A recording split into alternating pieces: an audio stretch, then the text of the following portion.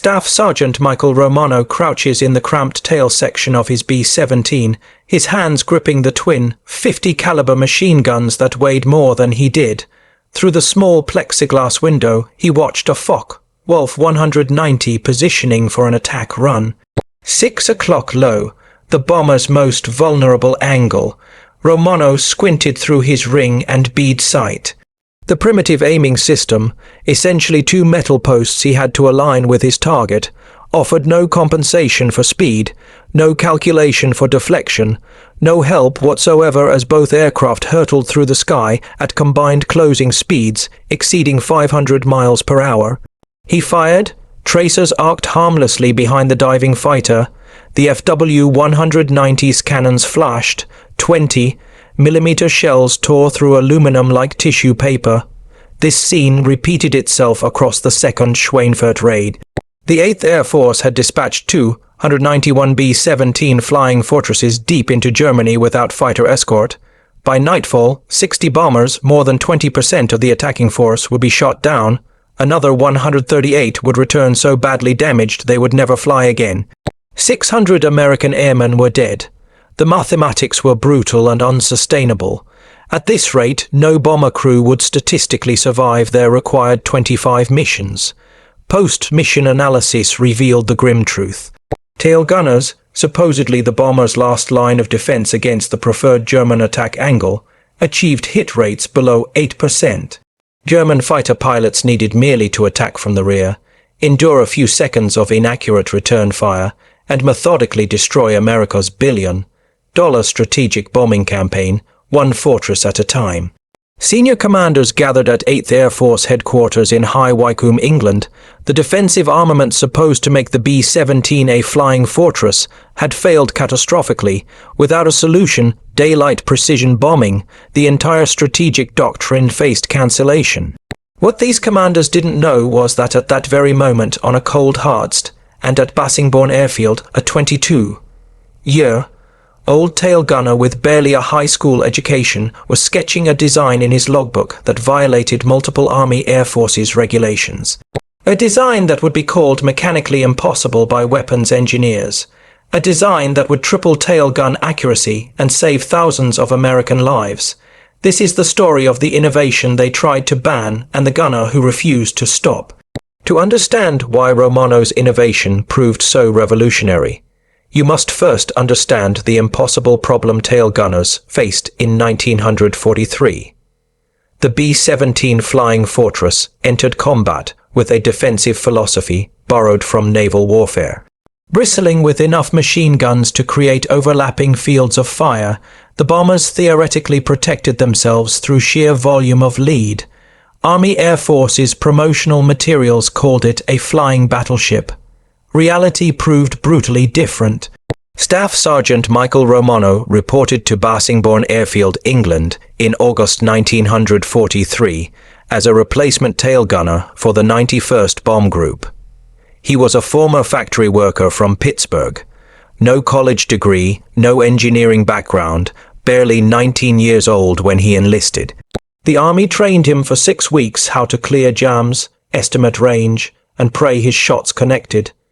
His assigned position, the tail gunner station, was barely larger than a coffin. He had to kneel on a bicycle seat, feet braced against the aircraft structure, hands wrestling 84-pound Browning M2 machine guns through a cramped field of fire. The guns pivoted on a simple yoke mount. His aiming system consisted of a ring and bead sight, a metal circle with a post at the front, like sights on a frontier rifle. To hit a diving fighter, Romano had to estimate the target's speed relative to his own aircraft, calculate the deflection angle where to aim ahead of the target, compensate for bullet drop over distance, and execute all these calculations while wearing bulky gloves in -40-degree temperatures. All before the German pilot's cannons, with 4 times the range, turned his position into shrapnel. Expert gunners from peacetime aerial gunnery schools attempted the same shots under controlled conditions. Their hit rates barely exceeded 12%. In combat, stressed oxygen, deprived and under fire, actual hit rates plummeted to between 6 and 8%. The Luftwaffe recognized this vulnerability immediately. German fighter tactics evolved throughout 1943. Attack from 6 o'clock level or low, except 15-20 seconds of inaccurate tail gun fire close to 200 yards and unleash devastating 20 mm cannon strikes. Luftwaffe after-action reports described B-17 tail positions as marginally dangerous, their accuracy insufficient to deter attacks. August 17, 1943, the first Schweinfurt raid, 60 bombers lost. October 8, 1943, the Bremen raid, 30 bombers lost. October 10, 1943, the Munster raid, 30 bombers lost. The 8th Air Force hemorrhaged bombers faster than factories could replace them. General Henry Happ. Arnold, commanding general of the Army Air Forces, received casualty reports in Washington and questioned whether daylight bombing remained viable. Engineers proposed solutions: more guns, bigger caliber, powered turrets. Boeing's Cheyenne Modification Center began designing an improved tail turret, but development timelines stretched into 1944. Powered turret prototypes existed, but installation required removing the entire tail section, a months-long factory modification impossible to implement on bombers already in England. Meanwhile, men died. Michael Romano flew his first combat mission on August 19, 1943, against the Gills, Regen Airfield in the Netherlands. He fired 480 rounds at 3 attacking FW-190s. He believed he scored hits. Gun camera footage reviewed later revealed every tracer passed harmlessly behind the targets. The fighters destroyed 2 bombers in his formation. After his third mission, Romano stayed on the hardest, and after landing, staring at his guns, his hands shook not from fear, but from the physical exhaustion of man handling 84-pound weapons through sustained fire while kneeling at altitude. That night he sketched his first design concept. The problem wasn't the gun, he realized. It wasn't even the mount. It was that tail gunners fired blind, chasing targets they could not properly track, aiming at points in space they could not accurately predict. What Romano needed was something the Army Air Forces hadn't provided, a way to see where his bullets would actually go before he pulled the trigger. He needed a reflector sight, but the tail position's cramped quarters made standard reflector installation impossible. Unless someone broke the rules. Staff Sergeant Michael Romano possessed exactly 0 qualifications for weapons engineering. Born in Pittsburgh, Pennsylvania, in 1924, Romano dropped out of high school at 16 to work the steel mills during his father's illness. He operated blast furnaces, repaired machinery, and learned practical metallurgy through trial and error rather than textbooks. When America entered the war, he enlisted in the Army Air Forces, hoping to escape factory work. The military assigned him to aerial gunnery school, not because of any demonstrated aptitude, but because he was small enough to fit in the tail position. At 5'7" and 145 pounds, Romano could squeeze into spaces that eliminated larger recruits. He completed basic gunnery training at Harlingen in Texas, scoring merely average on range qualifications. His instructors noted adequate trigger discipline and satisfactory weapons maintenance. Nobody identified him as exceptional. He received his silver gunner's wings and assignment to a B-17 crew as an interchangeable part in the vast machinery of the 8th Air Force. But Romano possessed one trait his training record didn't capture. He could not accept systems that didn't work. After his 5th combat mission on October 4, 1943 to Frankfurt, Romano's frustration reached critical mass. His bomber returned with 78 flak holes and damage from 2 fighter attacks. Romano had fired 620 rounds. He had hit nothing. His best friend, the tail gunner on a neighboring B-17, died when a Bf-109 attacked from dead astern and Romano's counterfire failed to deter it. That night, Romano walked to the aircraft revetment carrying a maintenance flashlight and his logbook. He climbed into the tail section, still reeking of cordite and hydraulic fluid, and stared at the ring and bead sight. Moment of insight arrived not as a dramatic revelation, but as a simple observation. Romano noticed his reflection in the curved plexiglass window. In that distorted mirror, he could see behind his aircraft's tail, angles the ring and bead sight could never cover. He sketched rapidly. What if he mounted small mirrors at strategic angles, giving him peripheral vision beyond the gun sight's limited field of view? What if he angled them to show the tracer paths from his own guns, letting him walk fire onto targets by watching the reflection rather than squinting through inadequate iron sights? Then came the crucial leap. What if he combined mirrors with a simple reflector sight, a piece of glass etched with an aiming reticle, positioned to let him track targets while simultaneously watching his tracer patterns in the peripheral mirrors? It wasn't a true computing gun sight like sophisticated gyroscopic systems in fighters. It was a jury-rigged combination of reflective surfaces and improvised aiming references, but it might work. Romano spent 3 hours that night sketching designs, measuring angles, calculating sight lines with a carpenter's protractor salvaged from base machine shop. By dawn, he had detailed drawings of a mirror-assisted reflector sight system that required no powered components, no complex installation, and no factory modification. He also had a problem. His design violated Army Air Force's Technical Order ZO 120 EG2, which prohibited unauthorized modifications to defensive armament. Installation without approval could result in court-martial. Romano decided he didn't care. Romano found his co-conspirator in an unlikely place, the base sheet metal shop. Technical Sergeant Frank Kellerman, a 38-year-old aircraft mechanic from Detroit, had served in the Civilian Conservation Corps during the Depression, building bridges and repairing equipment with whatever materials he could scavenge.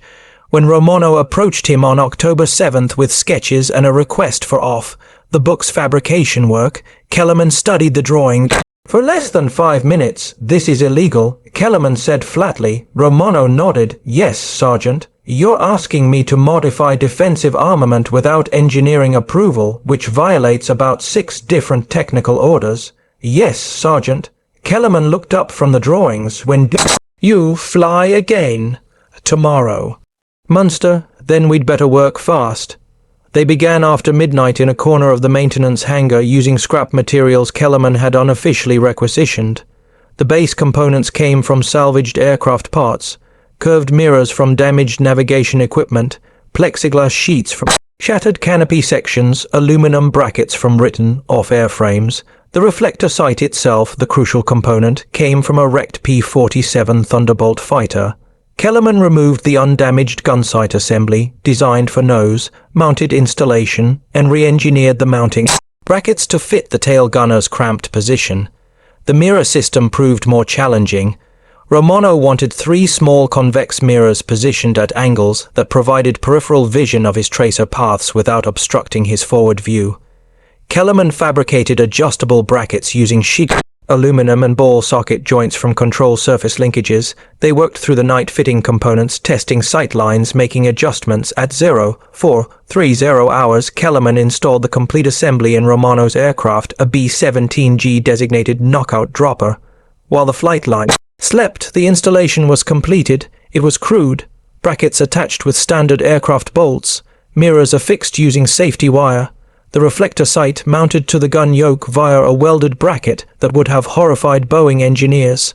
Nothing about the modification appeared in aircraft's maintenance logbook. At the dawn briefing, Romano told no one about the new sight. His pilot, Lieutenant James Holbrook, didn't inspect the tail section before takeoff. The group commander didn't know. The squadron armament officer didn't know. They launched for Munster at 0730 hours.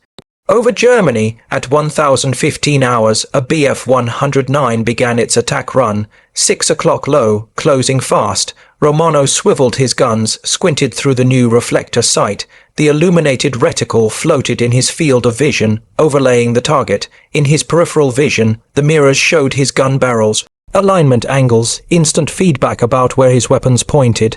He fired a 3-second burst. The tracer pattern visible in the mirrors showed him he was shooting behind the target. He adjusted, leading the fighter by the reticle's diameter, fired again. This time, the tracers and the target converged. The Bf-109's engine exploded. The fighter rolled inverted and spun toward Earth, trailing black smoke. Romano stared at his guns, then at the mirrors, then back at the empty sky where the fighter had flown seconds before. Holy hell! He whispered into his oxygen mask. It works. Romanov landed at 1,340 hours with one confirmed kill, his first. The celebration lasted exactly 20 minutes. At 1,400 hours, during a routine post-flight inspection, Crew Chief Master Sergeant Donald Pierce discovered the unauthorized modifications. Pierce immediately reported to the squadron armament officer, Captain Richard Voss, who arrived at the Hardst, and carrying a clipboard and an expression of barely contained fury. Sergeant Romano, Voss said, voice tight with military precision, "Would you care to explain the unauthorized equipment installed in your gun position?" Romano stood at attention. "Sir, I installed an improved sighting system. You installed asterisk what asterisk?" Voss's voice rose. "Do you have any comprehension of the regulations you violated? Technical Order 0120, EG2 explicitly prohibits unauthorized modifications to defensive armament. This isn't a hot rod in your backyard, Sergeant. This is a combat aircraft.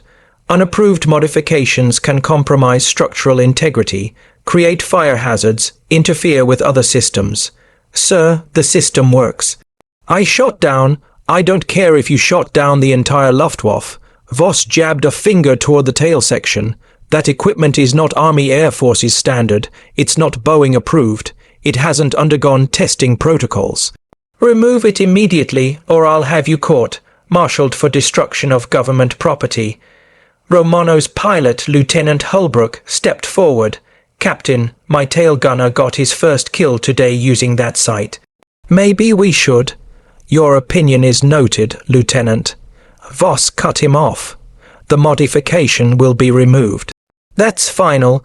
Word spread through the 91st Bomb Group like wildfire. By evening mess, every gunner on base knew about Romano's illegal mirror sight and his first kill. Opinions divided sharply. Veteran gunners gathered around Romano's table, firing questions. How difficult is installation? What's the field of view? Can the mirrors withstand slipstream stress at 200 miles per hour? But the engineering officers and senior maintenance staff reacted with alarm.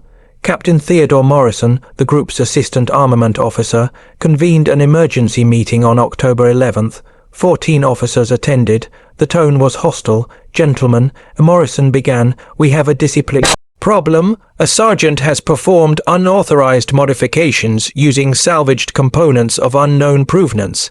This sets a dangerous precedent. If every enlisted man decides to re-engineer his weapon system based on personal preference..." The room erupted. "With respect, sir, that's absurd." Major William Calhoun, the operations officer, stood. "Romano shot down an enemy fighter using this system. Our tail gunners currently achieve 8% hit rates. If his modification improves that even marginally, marginally, Morrison's face reddened. "Major, we have no data, no testing. One successful engagement doesn't validate, then test it." Calhoun fired back. "Put Romano up tomorrow with the modification installed. Gun cameras will capture objective data. If it doesn't work, remove it." "If it does work, maybe we should be installing these systems instead of marshalling the man who invented them." The argument intensified. Engineers cited safety concerns. Combat officers cited casualty rates. The meeting devolved into shouting. At 2,000 hours, the dispute reached Colonel Stanley Ray, commanding officer of the 91st Bomb Group. Ray had served as a bomber pilot in the First World War. He was 53 years old, a career officer with a reputation for both discipline and pragmatism. He listened to the arguments from both sides for 90 minutes without interrupting. Finally, he spoke. "How many bombers did we lose last week?" Silence. "Captain Morrison, I asked you a question." 17, sir. 17 B-17s from this group alone.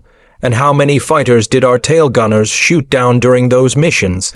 "Confirmed kills, 3, sir." Ray nodded slowly. 17 bombers, 680 American boys, against 3 confirmed German fighters. He looked directly at Morrison. "Captain, your concern about unauthorized modifications is noted. Your concern about regulations is valid. but I'm more concerned about losing 17 goddamn airplanes every week because our defensive armament doesn't work. He turned to Romano. Sergeant, your modification stays on your aircraft. You'll fly the next 3 missions with gun cameras recording every engagement. If your hit rate improves measurably, we'll authorize installation across the group. If it doesn't, we'll remove the equipment and you'll face disciplinary action for the unauthorized modification. Understood. Romano saluted. Yes, sir. Ray stood. Gentlemen, this meeting is adjourned. And somebody get me a set of those damned mirror drawings. October 12, 1943. Bremen, Romano flew his 6th combat mission with the modified sight system and gun cameras recording every moment. The 8th Air Force dispatched 236 B-17s against submarine construction facilities. Luftwaffe fight wings scrambled 250 interceptors. At 1,123 hours over the German coast, the attacks began. A Focke-Wulf 190 dived from 7 o'clock high. Romano tracked it through the reflector sight, the illuminated reticle providing instantaneous aim point reference. His peripheral vision captured the mirror. Images showing his gun alignment. He fired a 4-second burst, adjusting in real time as tracer reflections showed him his bullet path. The FW-190's wing root erupted in flames. The fighter broke off, trailing smoke. 1,147 hours. A Bf-109 approached from 6 o'clock level. The classic tail attack. Profile. Romano centered the reticle, checked his mirror feedback, fired. The 109's canopy shattered. The fighter rolled, inverted, and dived away. Gun camera footage captured both engagements in detail. Romano returned to Bassingbourn with 2 confirmed kills and 1 probable. His total ammunition expenditure 380 rounds. That was 190 rounds per kill. A dramatic improvement over the typical 800 rounds per kill averaged by conventional tail gunners. The engineering staff reviewed the footage. Captain Morrison watched Romano's tracer patterns and target tracking. Even he could not dispute evidence. The mirror-reflector combination allowed real-time fire correction impossible with ring and bead sights. All right, Morrison admitted, it works. But we need proper engineering drawings, standardized components, and installation procedures before we can approve GRU-wide implementation.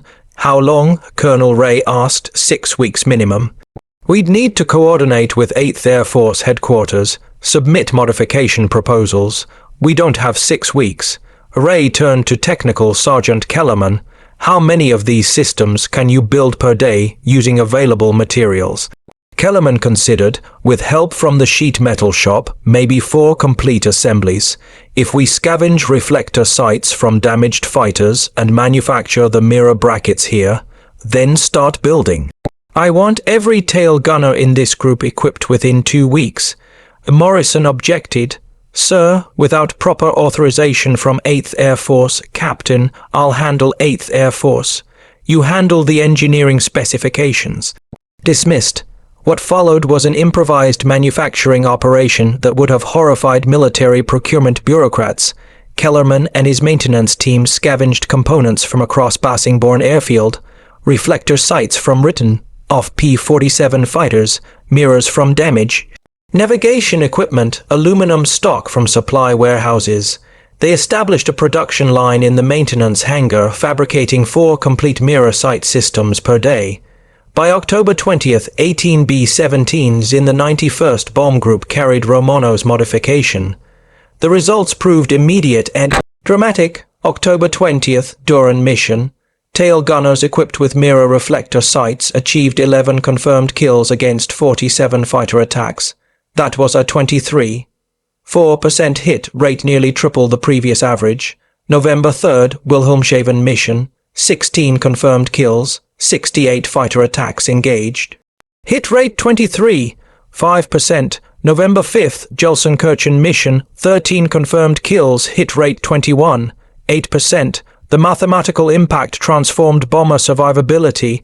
Luftwaffe pilots accustomed to attacking B-17s from the rear with relative impunity suddenly faced accurate, sustained defensive fire. German after-action reports noted increased effectiveness of American tail weapons and recommended revising approach tactics. Major Hans Joachim Jabs, A Luftwaffe night fighter ace temporarily assigned to day fighter operations, wrote in his combat diary, "The flying fortresses have become significantly more dangerous. Their tail gunners now demonstrate accuracy previously seen only in power turrets. Attacks from the rear quadrant now carry unacceptable risk." The word reached 8th Air Force headquarters at High Wycombe. On November 18th, Brigadier General Frederick Castle, commander of the 4th Bombardment Wing, arrived at Bassingbourn unannounced. He inspected Romano's tail position, personally examined the gun camera footage and interviewed Romano for 30 minutes. "Sergeant, how did you know this would work?" Romano shrugged. "I didn't, sir. But the old sights definitely didn't work, so I figured anything else might be an improvement." Castle laughed. The first time anyone had laughed about this issue in months. Fair point. He studied the mirror assembly, testing the range of motion. "This can be manufactured at depot level." "Yes." "Sir, Sergeant Kellerman has engineering drawings now. Components are mostly salvaged, but we could source proper materials if needed." Castle nodded. "I'm authorizing immediate implementation across the 4th Wing. Every B-17 will receive this modification within 30 days. He looked directly at Romano. "Sergeant, you probably saved more American lives than you'll ever know." By December 1943, Romano's mirror reflector sight system, officially designated the Field Expedient Tailgun Aiming System, Type 1, was installed in over 200 B-17s across multiple bomb groups. The 8th Air Force commissioned formal engineering studies. Boeing's Cheyenne Modification Center, already developing the improved Cheyenne tail turret, incorporated Romano's reflector sight principles into their design. Production Cheyenne turret, which began appearing on B-17GS in January 1944, featured an N8 reflector sight positioned almost exactly where Romano's salvaged P-47 sight sat in his improvised installation. The impact on bomber crew survival rates proved measurable and significant. For B-17 Group, equipped with improved tail sighting systems, tail attack losses decreased by approximately 35% between October 1943 and March 1944. That translated to dozens of bombers, hundreds of lives, saved by a modification one engineering captain had initially called illegal and dangerous. Romano continued flying combat missions through February 1944. His personal tally reached 7 confirmed kills and 4 probables, exceptional for a tail gunner, but more importantly, his innovation spread through the 8th Air Force, then to the 15th Air Force in Italy, ultimately influencing defensive armament modifications on B-24 Liberators as well. On February 22, 1944, during the Big Week maximum effort against German aircraft production facilities, Romano's bomber took heavy flak damage over Leipzig. He continued engaging fighters while hydraulic fluid and fuel sprayed through the tail section. His aircraft crash-landed in Belgium. The crew survived. Romano spent the final months of the war in a German POW camp. Michael Romano returned to the United States in May 1945, weighing 127 pounds, 18 pounds lighter than his enlistment weight.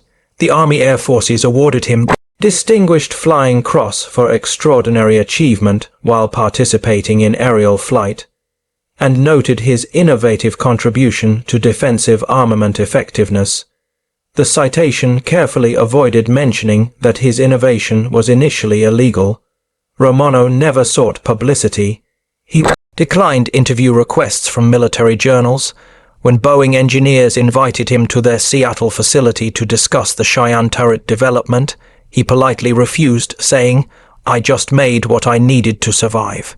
Other people turned it into something official.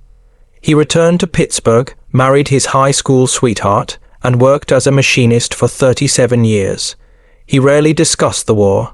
His children grew up knowing only that their father flew in bombers and fixed some gun sights. But the legacy of his improvised mirror reflector system extended far beyond his personal modesty. The production B-17G Cheyenne tail turret, incorporating reflector sight principles Romano pioneered, became standard equipment on all late war flying fortresses. Boeing produced 680 B-17GS between August 1943 and April 1945, the vast majority equipped with advanced tailgun sighting systems directly descended from Romano's field modification. The improved tail gunnery effectiveness forced the Luftwaffe to abandon their preferred 6 o'clock attack profile. German fighter tactics shifted toward head-on attacks, more dangerous for the fighters but necessary to avoid the improved tail defenses. This tactical change contributed to increasing Luftwaffe fighter losses throughout 1944. Post-war analysis by the U.S. Strategic Bombing Survey quantified the impact. B-17 groups equipped with improved tail gun sights suffered 32 to 37% fewer tail attack losses compared to earlier model aircraft across thousands of bomber missions. That percentage represents approximately 840 aircraft and 400 crewmen who survived combat they statistically should not have survived. The principles Romano pioneered, combining reflector sights with peripheral vision aids and real-time feedback systems, influenced post-war defensive armament design. Modern tailgun systems on aircraft like the B-52 Stratofortress employ sophisticated computing sights, but the fundamental concept remains: give the gunner the clearest possible picture of where his weapons point and where his targets move.